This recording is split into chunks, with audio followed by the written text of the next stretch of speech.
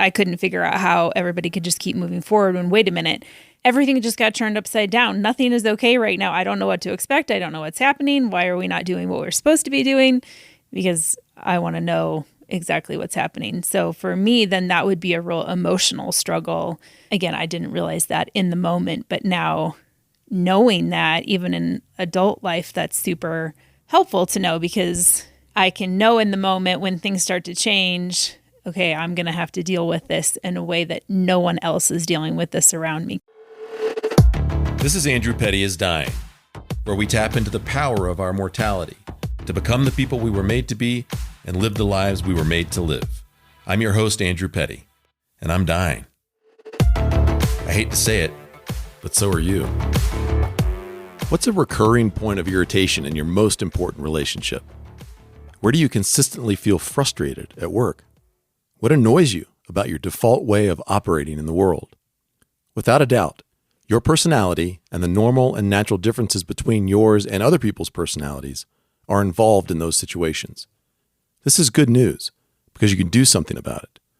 Deepening your understanding of your innate personality style and making real-world changes as a result of what you learn empowers you to deploy yourself in life even more enjoyably, meaningfully, and productively. In this episode, the first in a two-part series, my wife Charis returns to the show to help me unpack some of the many ways in which acquiring and acting upon personality insights has dramatically improved our lives individually and as a couple. Much of who we are and why we do what we do as humans in this world remains a mystery. But some things don't need to remain a mystery. Our innate personality style is one of those things. We hope our story inspires you to pursue fresh insight into your personality style and start taking action on it today.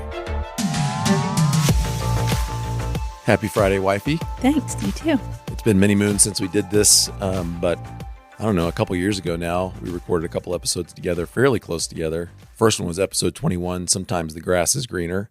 The other one was episode 25, The Contentment Conundrum. And we had a lot of fun doing that. I thought they were great episodes, and you're intelligent, you're wise, and you always bring perspectives that I haven't considered and that kind of round out the conversation. And so when you brought up the idea of having a conversation that we share with the world about assessments and their impact on us and their impact potentially on other people, I was like, man, that'd be a blast. We haven't done that in a while. So here we are on this beautiful Friday in Steamboat Springs, and looking forward to a fun conversation about assessments. And that may sound paradoxical or counterintuitive that you could have a fun conversation about assessments, but we found that it's possible, and assessments can actually be life-giving. So I hope you'll find the same thing to be true as we talk through the power of assessments today together. Before we kind of jump into the conversation together, I want to set the stage for and provide some context for what this is all about. And if you've listened to this podcast any number of times, you probably have heard me say that insight plus action equals transformation. That insight on its own is energizing and enlightening and fun, but it really lacks full power without being coupled to action. And when we apply action to an insight, no matter how small, we have the opportunity to experience some form of transformation in our lives. And assessments are reliable, well, especially reliable, validated assessments are highly efficient and effective ways to generate new insights about the kind of human you are and how to deploy yourself in the world even more enjoyably, meaningfully, and productively. And a quick shout out to a unique piece of work that I do with my one-on-one clients called the Personal Owner's Manual. There are 3 elements in the Personal Owner's Manual. There's nature, nurture, and now. And assessments are a really critical part of developing the nature part of someone's Personal Owner's Manual. And nature refers to gaining a deeper understanding of the kind of human you were born as. And the 2 assessments that we're going to talk about in this 2-part series, Myers-Briggs and the Highlands Ability Battery, form the foundation of the nature chapter, so to speak, of your Personal Owner's Manual. The kind of human you are is knowable to a large degree using assessments like the ones we'll talk about today. Now, the insights gained from assessments have fueled action that has dramatically transformed my life, Charis's life, and other important relationships that each of us has. And they've had a huge part to play in leading me to the life and work that I have today. They've had the same impact for Charis and many of my coaching clients. And I've already mentioned the 2 assessments we're going to talk about today. The ones that have had the most impact for us are the Myers-Briggs Personality Type Inventory, or MBTI, as we'll probably refer to it more often, and the Highlands Ability Battery, or HAB. The results from those assessments correspond really closely with our real-world experience, which to me is a key indicator of their reliability and utility.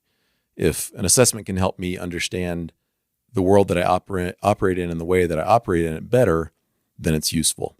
Today in this episode, Charis and I are going to give you a glimpse into how Myers-Briggs helped us, both individually and as a couple, and it can help you too. And then in the follow-up episode, we'll talk about Highlands Ability Battery and its impact and how it can help you too. So to further set the stage, I want to give all the listeners an introduction or orientation to Myers-Briggs in case they're unfamiliar with it. Some of you are probably familiar with it and may have taken the full validated version or some free abbreviated version online. But to ensure that we're kind of all on the same page about what this assessment does, Myers-Briggs describes innate or, quote, born with personality characteristics. And it uses 16 different profiles, each of which consist of 4 preferences derived from 4 preference pairs. So there's 8 preferences in the Myers-Briggs framework for understanding human personality, and those 8 are grouped in 4 pairs. And each preference in those pairs is a psychological opposite from its pair, or from its other preference. Psychological opposite means essentially that it's an either-or proposition. Each of us displays some of all of the preferences represented in the Myers-Briggs framework, but the theory behind this assessment says that each of us prefers one over the other. It's much like if you were to sign your name with your non-dominant hand, you can do it. However, it would be an unpleasant, slow, and not very satisfactory result from that process. If you then signed your name with your dominant hand, you do it quickly without thinking and get a great result. That's very much what we mean in the realm of preference in the Myers-Briggs world. We can all use all of the preferences that are described in the Myers-Briggs framework, but we prefer one over the other in each preference pair. And as often as we can, we will use that preference over the other one. I'm going to give you the definition for each of the preference pairs quickly so you have some context for that. The first preference pair in the Myers-Briggs framework is extroversion versus introversion. And the definition for that preference pair is where we focus our attention and get our energy. The second preference pair is sensing versus intuition.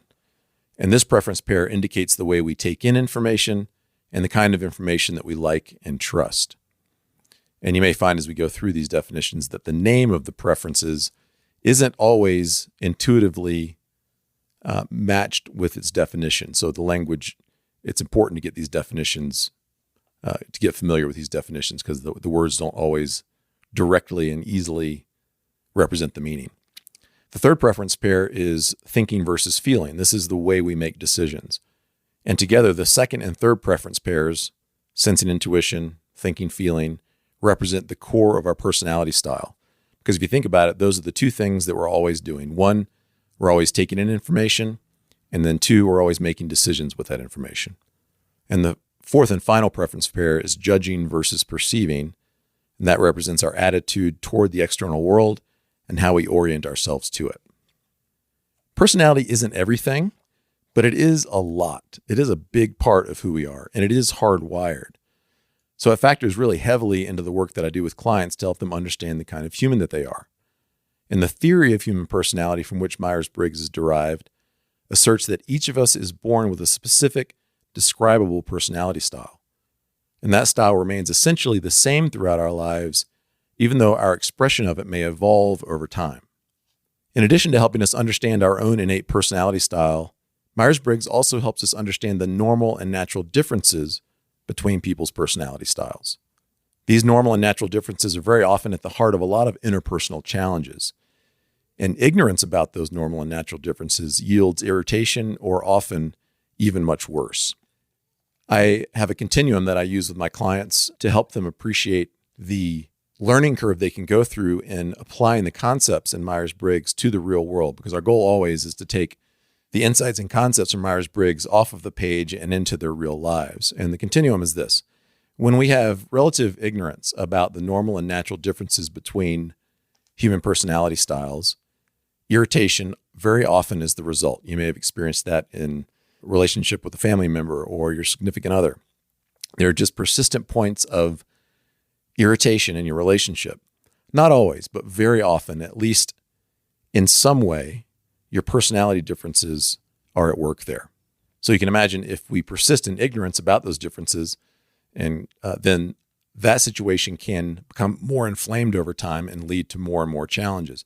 Charis and I, if we remember, hopefully we'll remember, we will share an instance from our own lives, a chapter from our own lives where that was the case, and how Myers-Briggs relieved much of the irritation attached to it.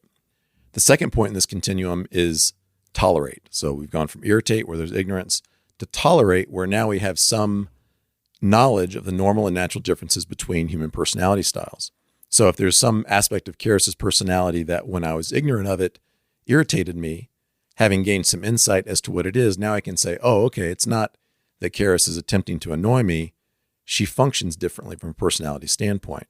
And that difference creates irritation because, left to my own devices, I would prefer that other people operated in the world and saw the world the way that I do. But she doesn't. It's not personal. Okay, I can tolerate that.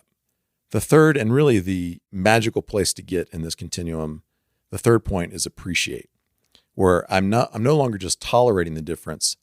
I am learning to appreciate its value and to invite it into my life to complement who I'm not. And Charis and I have had really awesome experiences with that and continue to benefit from it. We'll dig into that later. So as you think about your own personality style and consider how you might use this assessment in your own life, remember this continuum: irritate, tolerate, and appreciate, and do everything you can to aim for that magical appreciate part of that three-part continuum. When we bring the differences between personality styles to light and especially act upon what we learn, then our relationships get relieved of unnecessary conflict and our differences can be transformed into strengths. And that, I think, is a part of using assessments like this that often gets missed. We kind of stop at the aha and fail to realize that assessments like Myers-Briggs can actually take things that have been up until that point liabilities functionally and turn them into real assets that empower and turbocharge relationships and professional interactions in ways that they hadn't been before. And Charis and I continue to experience the benefit of that. My clients do as well. And we'll dig into how that has occurred in our lives here shortly. I think that is enough on the kind of setting the stage front. There's certainly more that could be said, but for the purposes of today, we're trying to just provide an initial exposure to those who aren't aware of it, or to those who are aware of these instruments, to help hopefully persuade them to leverage them even further in their lives. And so I have talked a lot, Charis. I'm ready for you to start talking with me about how Myers-Briggs has impacted our lives individually and our marriage and our partnership as managers of our household and parents of our boys. And so Charis and I will each share kind of ways in which it's impacted us individually and ways in which it's impacted us as a couple. Charis, you came to Myers-Briggs because it was my work, and I had an opportunity to do this with you and your mom. And well, you did it with me first. Did it with you, and then but I was very reluctant. I don't like self-discovery usually. I didn't like it before. Which is one of the reasons why you're such a great testimonial to the power of this kind of thing. So what was your reluctance about? And then what happened over the course of using this tool that began to change your opinion and your perspective? I don't know exactly what the reluctance is, other than maybe I just don't really like talking about myself and didn't see the value in doing that and figuring things out. I don't know if we just decided to do it because it was your work, so I was willing to just try it, or if it coincided with my real estate license. I can't remember. Do you remember when? I don't remember specifically. Well, either way, it was all kind of around that time. So, but then and part of it too is because I hate tests, and I thought I sort of approached it as though it was a test, and then discovered it really was not, but discovered real value in knowing myself more and understanding my preferences versus those around me, and discovering where some of those pain points or just confusion spots could be, and brought a lot of answers to that, I think. You mentioned that you were resistant to it at first, partly because you don't enjoy the prospect of self-discovery and kind of shining the light on yourself and within yourself. And interestingly enough, Charis's personality style using the Myers-Briggs framework is ESFJ. And it's common for ESFJs to not enjoy having the light shown on them or to do much introspection. Not because they think it's necessarily inherently invaluable, because their preference is so strongly to have the light on other people and to be able to support them and meet their needs. In deploying that strength of their personality style, it often is at the expense of adequately increasing levels of personal self-knowledge. I think I've seen for Charis, her growing interest in and desire to use this kind of information has really rounded out that part of your personality style and helped you have an even more mature expression of that personality style. Because every personality style has inherent strengths and challenges. And there's no right or wrong, good or bad, better or worse personality style. It's neutral qualitative data about the kind of human we are. And when we gain more insight into our natural personality style, what it gives us is a greatly increased amount of flexibility about how we deploy ourselves in the world. Because if Charis knows that, her preferences are ESFJ, but she's called upon to do some independent focused work for many hours where she doesn't get much social interaction, she can do that. It's not necessarily in her wheelhouse personality-wise, but knowing what she does about her personality style, she knows what it will take to regain the energy lost in performing a task over a long period of time that wasn't really in her wheelhouse. For example, you and I have very different personality styles. And so there's a sense in which interacting with me, you are always adapting away from your natural personality style. And I, interacting with you, am always adapting away from my natural personality style. And knowing that, we can leverage the differences, and we can also figure out how between the two of us to negotiate for what we need in order to replenish our energy. So little tangent there, but it's a good teaching moment about how we gain more flexibility. So you're going to mention some examples of insights you gained. One, I think about just in growing up, within my family, the P versus the J. Yeah, a reminder again of that's the fourth and final preference pair in the Myers-Briggs framework. A person who prefers judging is typically organized. They like to make decisions. They like to have control. They want to do things now. They like closure. They're deliberate. They plan. Someone who prefers perceiving is typically more flexible. They like to gather information rather than make decisions. They like to have experiences and kind of let it ride as opposed to perfectly controlling the environment. Later is just fine for perceiving people. They like options rather than closure and spontaneity and waiting. Why make a decision now when we could just wait and kind of see what the best decision is? So those are some of the characteristics that distinguish judging from perceiving. So in having two parents who both have a perceiving preference, and I'm extremely clear on a J, there, could just be a lot of times that could be difficult. And looking back now, being able to recognize when plans would abruptly change or we'd need to pivot and do something different. Everyone else seemed to just move right along with that. And I would just be stopped in my tracks. I couldn't figure out how everybody could just keep moving forward when, wait a minute, everything just got turned upside down. Nothing is okay right now. I don't know what to expect. I don't know what's happening. Why are we not doing what we're supposed to be doing? Because I want to know exactly what's happening. So for me, then that would be a real emotional struggle. Again, I didn't realize that in the moment, but now knowing that, even in adult life, that's super helpful to know, because I can know in the moment when things start to change, okay, I'm going to have to deal with this in a way that no one else is dealing with this around me, because I happen to marry a P with a family full of a whole lot of other perceiving people. So I'm pretty much the only one, other than, I guess, my brother is a J, but socially he's a little bit more of a P. So things like that just get really, really interesting. But understanding that more about myself allows me to not think, what's wrong with me? Why can't I keep up with everybody else in the way they're moving, and I'm stuck back here in a funk and not being able to work out of it like everyone else? And I'm sure as parents, that's probably challenging too, when you don't understand, like, what is this kid's problem? Let's go. It's fine. We're just doing something different. When to me, that literally turned my world upside down, which I have no explanation for why, other than just how I'm wired and how I function. Well, I'll jump in there because that's a great illustration of how using Myers-Briggs to understand your natural personality style, no matter your stage in life, can be a really helpful tool for reinterpreting the story you've believed about yourself up until this point. So Charis had a story about being inflexible, being unreasonable, needing more emotional tending than other members of her family. And with the benefit of understanding her natural personality style, she's been able to more accurately reinterpret her story to realize that she was doing her best to function in a family that in some particular way were very different from her. There was no awareness about those differences, and there's no blame to be assigned there. This is the common reality in most families. There's not this sophistication of understanding about the normal and natural differences between personality styles.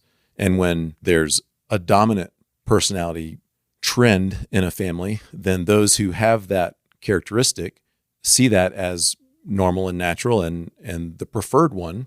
And anyone who doesn't seem to play ball with that will experience usually benign peer pressure to go along with it anyway. And again, rarely is a parent trying to make a kid feel badly, but they're just being themselves. The kid is trying to be themselves, but when the biggest people in their world are demonstrating that a different way is actually the better way to be, and if you want to relate to the parent, then it's good to adopt their style, then you can be led into adulthood thinking that there were value statements to be made about your personality instead of just differences to be observed.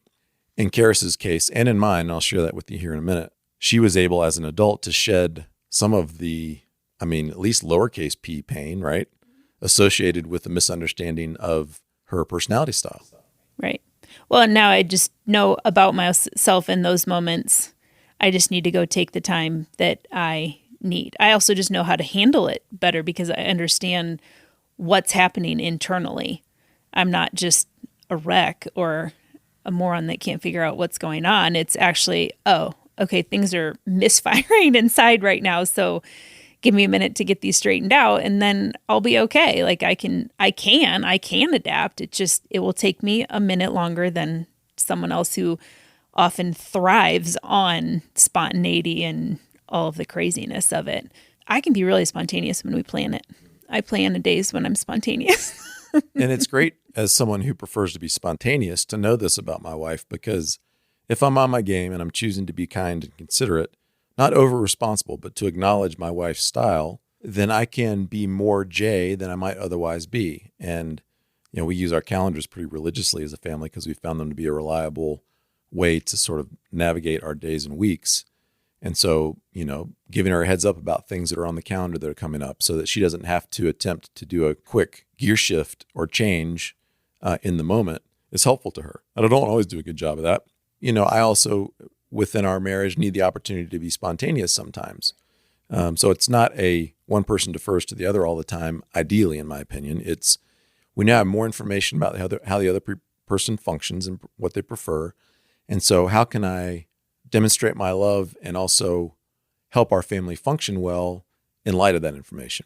And again, this is where our mindset about having these insights comes into play so powerfully, because if we stop at the knowledge, then it's of no value. But if we're willing to begin putting this stuff to work in our relationships, it really can be transformative. We'll talk more about an occasion in our lives where that proved to be the case, but I want to touch first on my own experience, just one part of my own experience in gaining more clarity about my natural personality style. And for many years, I had the opportunity to take Myers-Briggs in a professional setting and had always gotten an ISTJ result.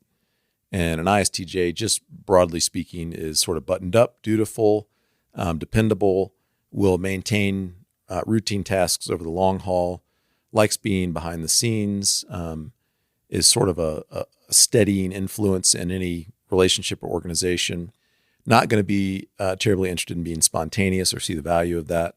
When Myers-Briggs was administered to me, it was administered to me as is often the case, which was take this assessment, and now here's your report, here's your result.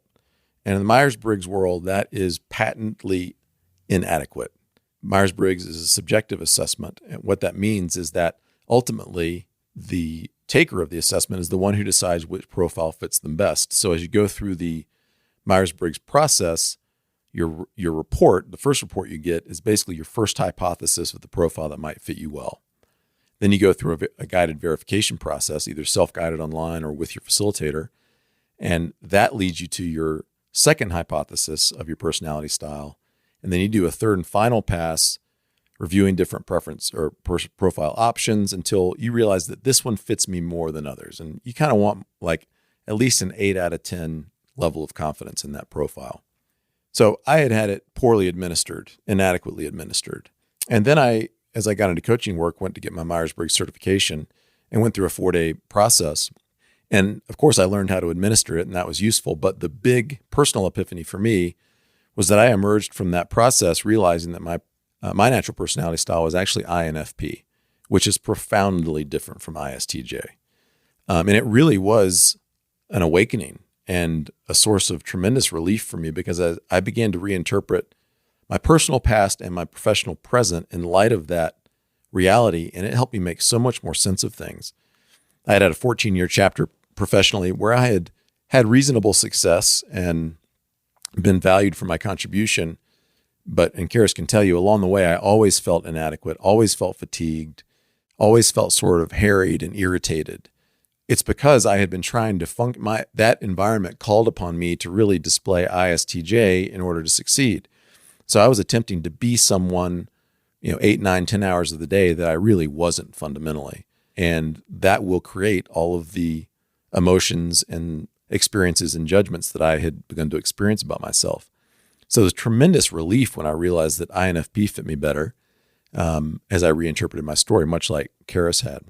Then I had the opportunity and the challenge to figure out, okay, well, what does this mean then?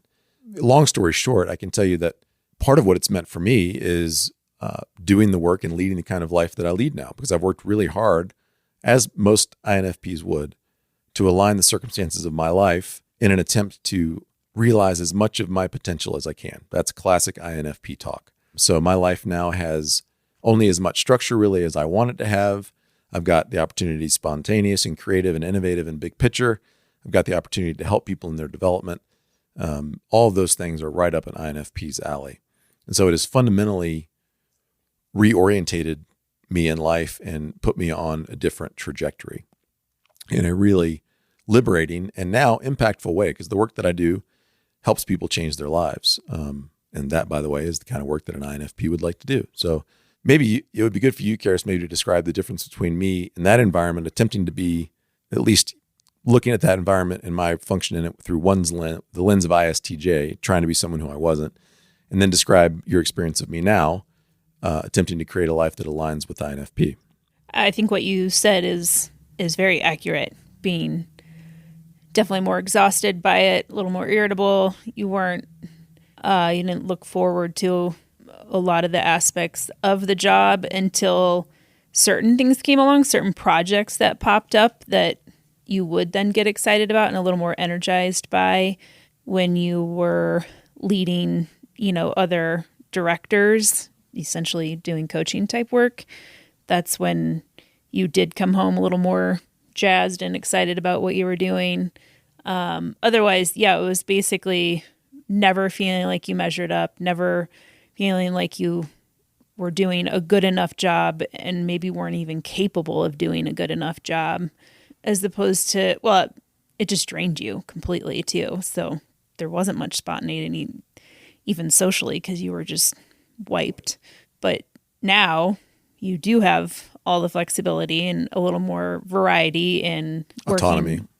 Working with people, but also being creative. You just setting your own schedule and doing the type of work that suits you. And I think it just brings a lot of freedom to who you are in energy, in personality, and just enjoying all of it more. I'm confident that many of you listening can relate either to having had some version of the same kind of awareness begin to dawn upon you at some point, or you can relate to some of the pain that we're describing about feeling as if you're missing something or don't understand something, or you're always inadequate or behind the ball, so to speak. And if that's you, I would encourage you to consider that it's very likely there's some degree of personal insight about the kind of human you are that's available to you through Myers-Briggs that would be tremendously useful.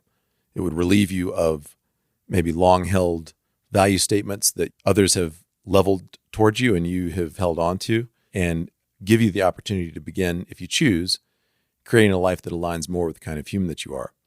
And I should be clear that doing that is not easy. So if you want to just kind of stay on cruise control and you're willing to continue to stay in the discomfort you're experiencing, then that's one way. But if you'd like to learn more about the kind of human that you are and make the effort to align the circumstances of your life with that, then be ready for some work, because it's not easy, but I can tell you it's very, very worth it.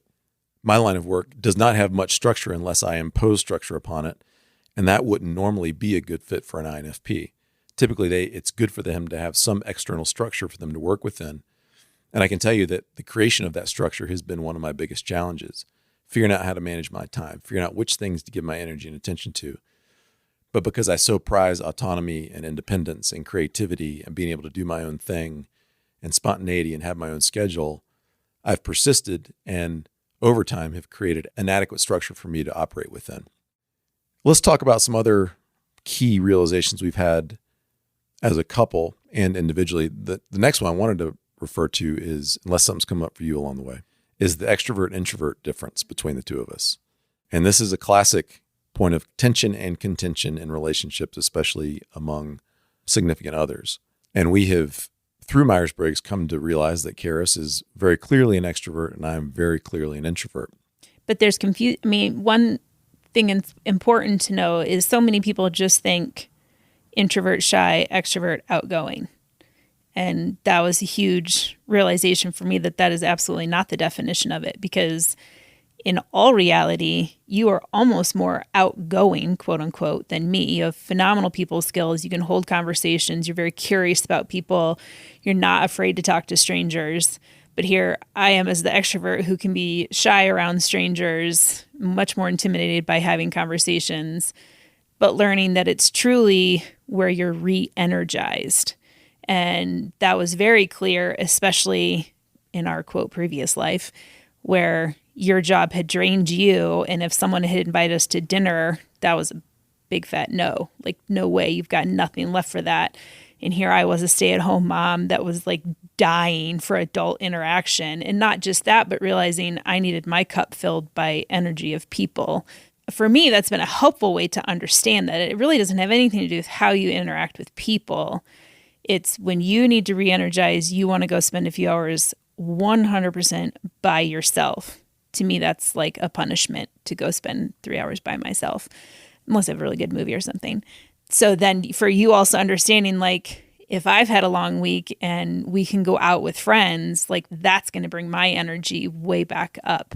So it's just been incredible in our marriage to come to the realization, for me too, realizing with you being introvert and needing that time alone, it wasn't you didn't want to be with me because I'm so relational. And I was like, well, how could you want to spend a whole day away from me when we've both been working all week? And it would be difficult for you to appreciate how after a day of working by myself, I needed more time to myself. Yes. Haven't you been alone all day? And as an introvert, the reason for that is because, yes, I was alone, but I was working on things.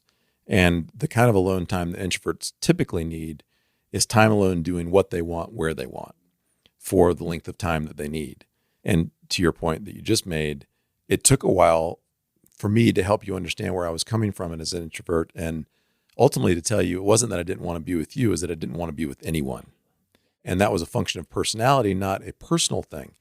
And without the knowledge that we had about the difference between extroversion and introversion, depending upon the people in the relationship, saying that I didn't want to be with her could have been a very damaging thing, especially to an extrovert for whom being with people is a highly and deeply held value.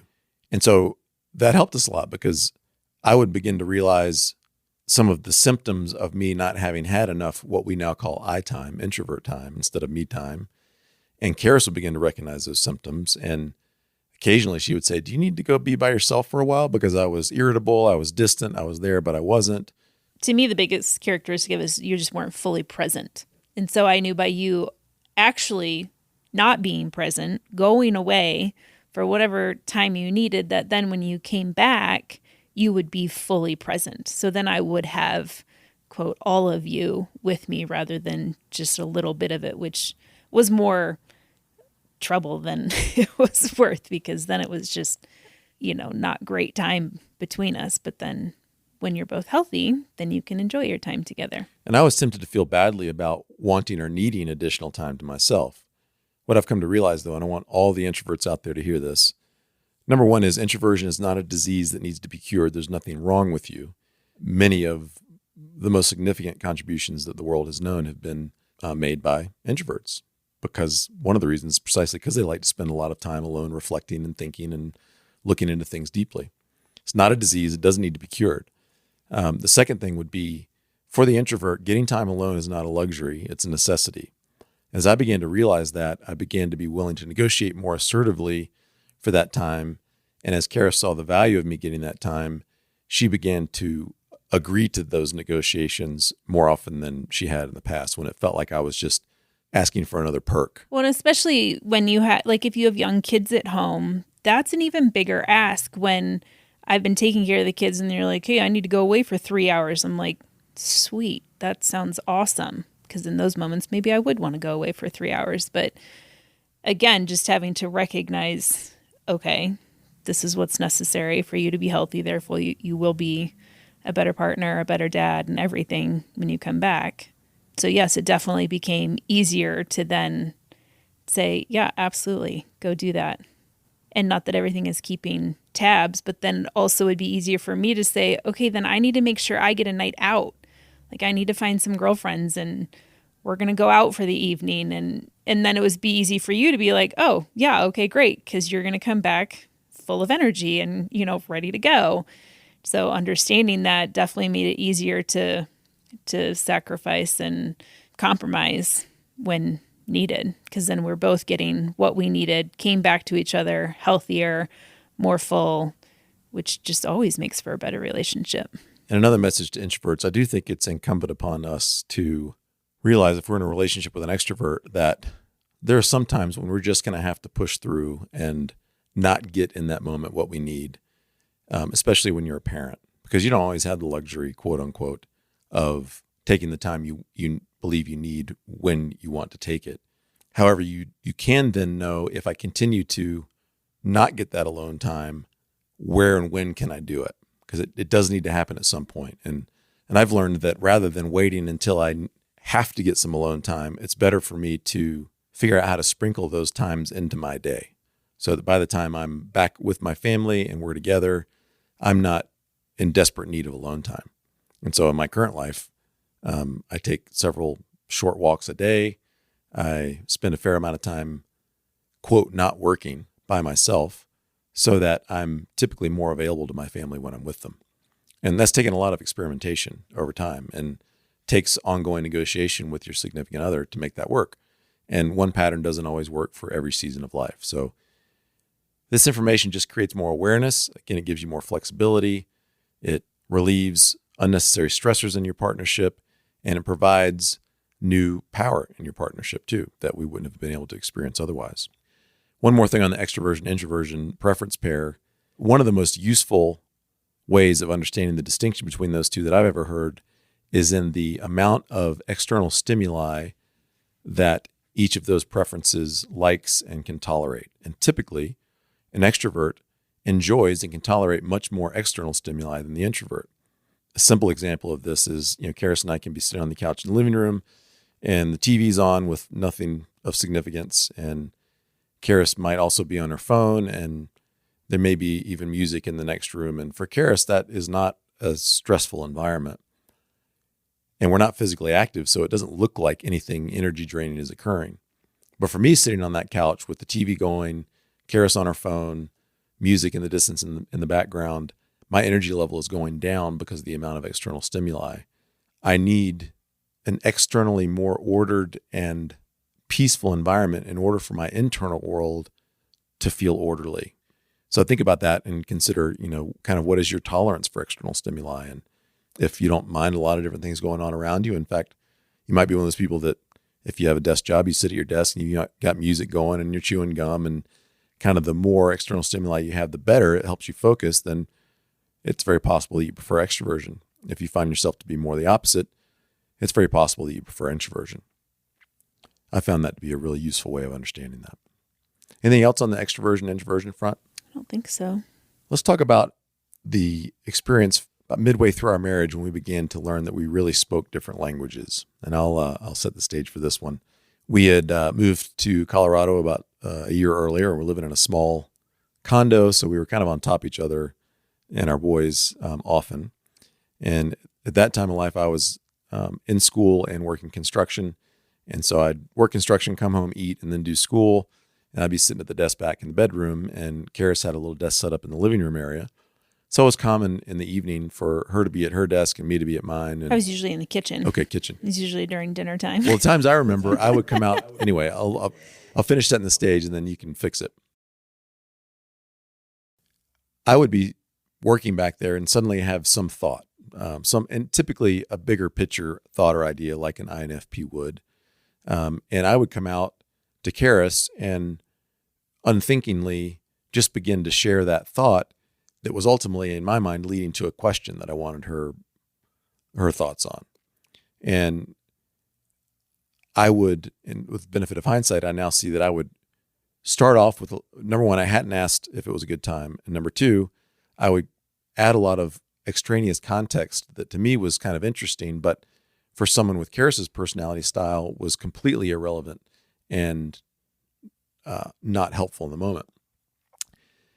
The preference pair that is most in question here is the sensing intuition preference pair. Sensing, which Charis prefers, is the way that she goes through the world, taking in information, and it's the kind of information she trusts. And a real simple way of understanding the sensing preference is the person is taking information really through their senses. Oh, there's the sidewalk, and then there's the door I want to go through, and that's an oversimplification, but it's a fairly linear experience of the world. And very often the sensing person, whatever they're doing, is the thing that they judged needed doing next. An intuitive person like me doesn't typically move from point A to point B in a straight line. They'll move in a much more meandering fashion toward point B. Both the sensing and intuitive person might both get to point B, but the paths look quite different. And so I was approaching Charis with my intuitive way of operating in the world and encountering her sensing way of operating in the world. And here's how I might have started out that conversation. Hey, honey, I was at the grocery store the other day, and this lady was getting like 30 cans of tomato paste. What was she doing getting all those cans of tomato? So I'm about 5 seconds into my explanation, and Charis, in the middle of the thing that was most clearly needed doing in her mind, is looking up at me and just burning a hole through me, and there's steam coming out of her ears. And I would immediately be like, what the heck is going on here? I'm just trying to share a little story and then ask you a question. And what were you feeling in that moment? Well, my experience and more of my remembering is it's a lot of times it would be, I'm literally standing at the stove with food going. The boys are in the living room being crazy. So there's a gazillion things going on around us, and you launch into bizarre details, and I have no idea where you're going or why you're even talking about it. And I didn't know if are you just telling me a story? Or are you just giving me some but yeah, so for me, it seemed very out of the blue and taking too long. Unfortunately, I was just very impatient. Do you have a question for me? Because I got a lot going on here. And that pattern repeated itself for, 6 or 9 months. Which probably had been going on since we got married in all reality. I mean, for whatever reason, that period of time, it got more and more acute. And I remember beginning to feel like, man, she is really rude. What were you feeling like? I thought you were rude. Yeah. Okay, so it's very personal, and it was only getting worse. About that time, we began to gain insights through Myers-Briggs, and it dawned on me, Charis has a sensing preference. So whatever she's doing at any moment is the thing that she believed needed doing. And so first of all, knowing what I know now about our difference in preferences, I can make an adaptation in the hopes that whatever question I wanted her thoughts on actually gets the benefit of her response. So what might that be? And I realized, okay, before I go interrupt whatever she's doing, be super clear about what it is that I want to ask and boil down my interaction with her to simply that. Strip all the other stuff away. And then before I jump into any of that, ask if it's a good time. If it's not, then wait. If it is, great, then go forward. And I began, instead of just jumping into the scenario that we described earlier, doing that very thing. And it was remarkable how quickly it changed. Yeah. Yeah. And I had to learn in that as well, that if you asked, is this a good time? I had to honestly assess, can I give him my attention at this time? And if not, then I would try really hard to be like, no, now's not a good time. How about after the boys are in bed? And then I'd have to make sure that then in that time frame say, okay, what did you want to talk to me about? Because I also came to understand it was a compliment that you were wanting to talk to me because you were wanting my insight and my input. And that's what a partnership is about. And so I also didn't want to just shut that down, because that's important for us to share in those things. So both of us having to learn a different skill in that moment of how to handle that so that we both can get what we need, but at a time that works for both of us. And I would say the vast majority of the tension we've been experiencing in that area evaporated. And then even more than just the tension evaporating, I began to get from Charis things which I found profoundly valuable. My intuitive way of operating in the world left a lot of gaps just in terms of situational awareness and practical, tactical steps to take. But I've got a wife who prefers sensing. And rather than me as an intuitive person trying to develop my sensing abilities or preferences, I can go get sensing from Charis. And we've even, from time to time, I've even said, honey, I need some S. And man, I get it from her big time in ways that make my intuitive side much more productive in the world, because now I've got both preferences coming together in a more powerful combination. And Charis also appreciates the fact that I value her sensing side and that she can contribute something to my life and my world. And she also values that I can contribute the big picture, abstract, innovative, macro view of things that I bring from my intuitive side. So it's a great example of the continuum I mentioned earlier, which is irritate, tolerate, appreciate, because we were deeply rooted in irritation. Then we began to learn some things and realized, oh, it's not that she's trying to be a jerk or he's trying to be a jerk. Okay, I can tolerate that. And then slowly we began to move toward appreciate. And I can tell you, it's just been so valuable, so valuable and so helpful. And if any of you are thinking out there, this sounds like a lot of work, it is. But you can take your pick. You can continue to try and slog through unnecessary relational tensions, which is a lot of work. And it keeps you really stuck relationally or going backwards. I mean, I think if things like the irritation we were experiencing had compounded over time, we would be in a much less enjoyable partnership as a married couple. And compound those over enough time, and potentially you're in a really perilous situation as a married couple. I don't think that's an overstatement. But because we've gained access to the information and summoned the resolve to do something with it, we've found a very different path. And even though between us, there's still inherent tension in our differences, because, I mean, let's face it, it would be convenient if she saw the world the way that I do and easier on some level. But if she was very much like me, then we wouldn't have nearly the richness and variety and potential power that we have in our partnership. We'd miss out on a lot, for sure. Nor would we be probably as well equipped to parent our two boys who are very different from one another. Mm-hmm. And so there's just tremendous power in this stuff. And I hope you're beginning to see that. And I think you can also even think our experience of it is within marriage, but I think even in business and in any relationships, it's extremely applicable, because it's just trying to understand those. I mean, you may have a boss that's super challenging. Now, the boss may not be willing to put in the work and figure those things out. But if you are able to make some observations of, they seem to operate in this way, so maybe I can change some of my ways of approaching things. Or, I mean, like my mom and I being in business together, we're alike in so many ways and very different in so many ways, which is what makes us phenomenal business partners.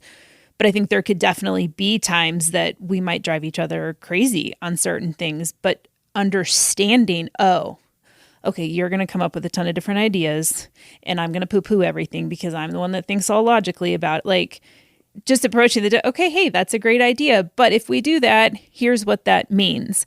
But being open to that and just figuring out how to continue to communicate differently with each other so that you're not constantly at odds. So I think it can be within marriage, within any type of relationship with another person. Yeah, these insights apply across all facets of life interpersonally. And in the workplace, let's say you're a manager of a team, you can have your team do this, or even if your team doesn't do it and you just have the benefit of these insights, it gives you more discernment and understanding the personality styles of the people who you lead and collaborate with, so that then you can organize them according to their strengths so that they're able to complement each other in their areas of challenge and build a team over time that flourishes because they're able to function along their lines of design. And we all feel better when we get to do that. So there's tremendous power personally, tremendous power professionally. It's just a matter of, do you have the insight and are you willing to begin applying action to those insights so you can experience some transformation? Let's talk briefly about one more aspect of transformation that we've experienced that has been useful and I bet many people can relate to, and that is, roughly speaking, the dreamer versus the practical person tension. And this applies especially to the sensing intuition part of the personality profile as well. As an intuitive person, I tend to be big picture, abstract, visionary. I'm looking way out ahead. I'm seeing what can be. I'm seeing possibilities. As a sensing person, Charis tends to be much more engaged in the here and now and have great situational awareness. And she thinks less about the why and the what as she does about the how. And so it was common, much more so in the past, that I would seemingly out of nowhere bring up a big idea. And Charis, using her sensing preference, would immediately begin to question how one would do that. And without much awareness at that point, I would immediately feel like, well, what the heck? I mean, why do you immediately have to shut this idea down? That's what it felt like to me, because the questions would be, but how would you, but how much would it cost? But then those are actually very, very good questions, and they're coming from her preference. But the timing of it was such, and our lack of awareness was such, that it felt like it was squashing my big idea. What did it feel like to you when I would bring a big idea and from seemingly out of the blue? Well, I mean, just what you said, I immediately start thinking through the logistics and the cost and the time which to me is overwhelming. We got enough we're dealing with, honey. We don't need that big idea. Right. But some of those big ideas have panned out and have made really amazing changes in our life. And there's great value in it for sure. We need both. The adaptations that we've learned along the way are, for my part, if I have a big idea, it's important for me to do my best to find a time and a place when that big idea can have attention, where it's not, again, me interrupting her and dropping a big idea bomb in her lap and asking her to interact with that. And one of the ways we do that now on a weekly basis is at our breakfasts on Friday. We've just established some time on Friday mornings that you'd be real hard pressed to deter us from doing. It's just on our calendar. It's a fixture. And that hour and a half is set aside for being together. It's a date, I guess, strictly speaking, but it's a date with an agenda. It's a place where business date. We talk about either work stuff or family, management stuff, or we just try to spend time on the things that matter in the management of our lives and our household. And so that often is a time I'll actually, over the week, as I realize I've got some ideas coming in, I'll jot them down in notes on my phone. And Charis knows that very often at breakfast, Andrew's going to pull out 2 or 3 things that are kind of big in scope. Either it's like a big idea or it's a big objective or something. And because we have that time and that place and an expectation, she's more prepared to interact with it. Another adjustment has been she's learned that rather than immediately jump into the how, just to hear the whole thing out. Mm-hmm. And to realize that when I bring up a big idea, I'm not suggesting that we act on this right now and all the questions are answered. And then because she is willing to delay her gratification to answer all the how questions, and we can get to that a little bit later, I then get the benefit of her very good how questions later on. Or even better, I think, is that I understand that your how questions are not an attempt to squash. Your how questions are actually execution questions. So like any big idea I have, ultimately, if it's going to see the light of day, has to be executed upon. And that's one of my weaknesses as an INFP is big ideas without thoughtful planning and execution. And so Charis is a tremendously valuable partner to me in that area because she sees very clearly what needs to happen next, and then the next thing, and then the next thing. Well, that's something that we do sometimes when you have a big idea, but don't know what the next step is. Sometimes you'll even just ask, like, what would the next step be?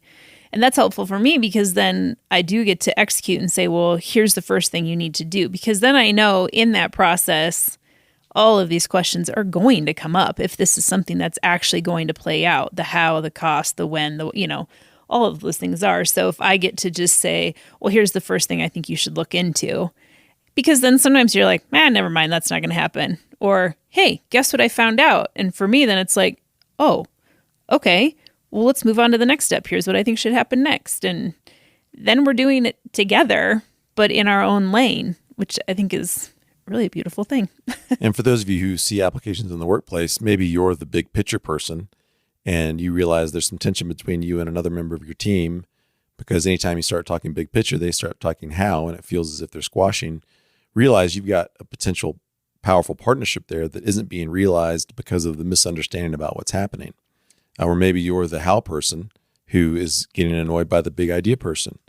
And so one of the ways that you can adjust in order to get the benefit of the big idea and for them to be open to the benefit of your how thinking is just to ask open-ended follow-up questions when they're presenting their big idea so that you begin to gather information that's useful to you and you can help them begin to think through some of the practical realities attached to that big idea. One thing that I have learned in that, no, not that I've learned, that you do, sometimes when presenting the big idea, you even remind me. Don't ask all the how questions. Let me tell you this idea. And that's actually helpful because sometimes I do have to be reminded, like, okay, just put that away for a minute and just listen, just dream along with him and, don't squash. A decent way of describing our dynamic is probably that my head is often in the clouds and your feet are on the ground. And, with head in the clouds and feet on the ground, you've got sort of a more complete person walking around in the world. Yeah. Without awareness brought to us by Myers-Briggs, I don't know that we would have been able to understand that difference, much less leverage it. And that's where we are with it now, is leveraging it.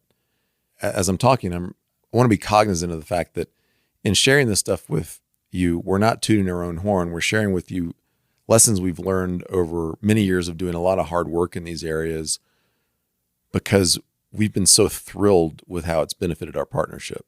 And any of you who are interested in improving your understanding of yourself, your self-knowledge, and the quality of the relationships with those closest to you and in the workplace can do the same work. And it would be a pleasure and a privilege to help you with that.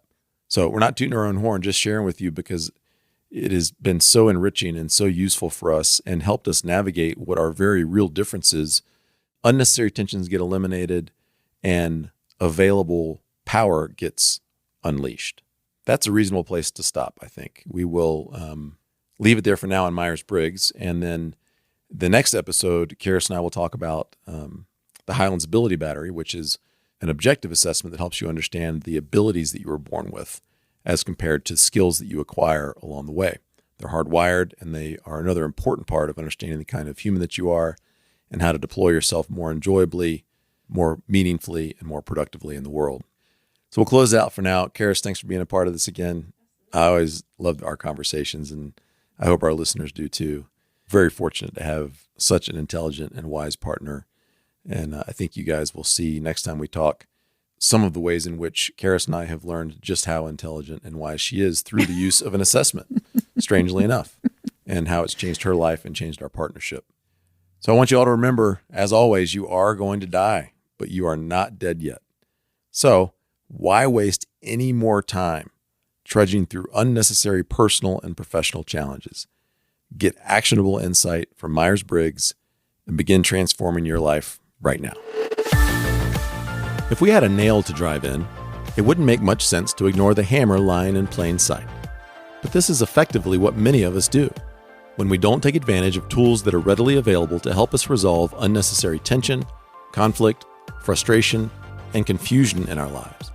can transform areas of interpersonal weakness into sources of strength. MBTI is one such tool.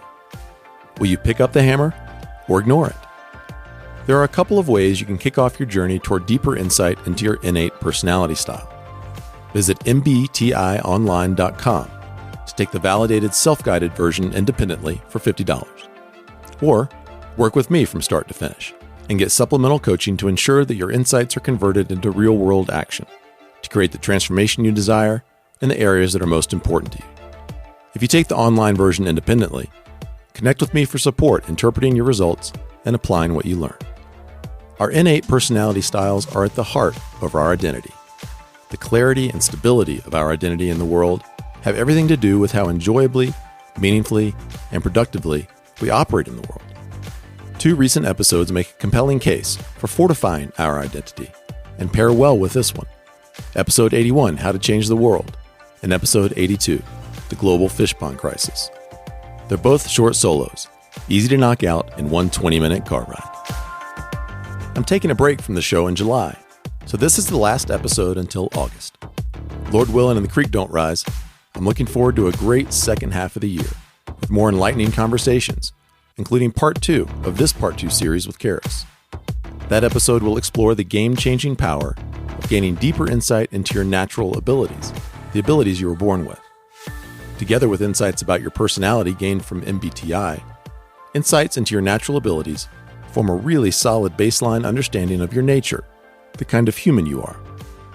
The second half of the year will include more short solo episodes too, all geared toward equipping you with the practical means by which to deploy the mortality mindset in your life with transformational results.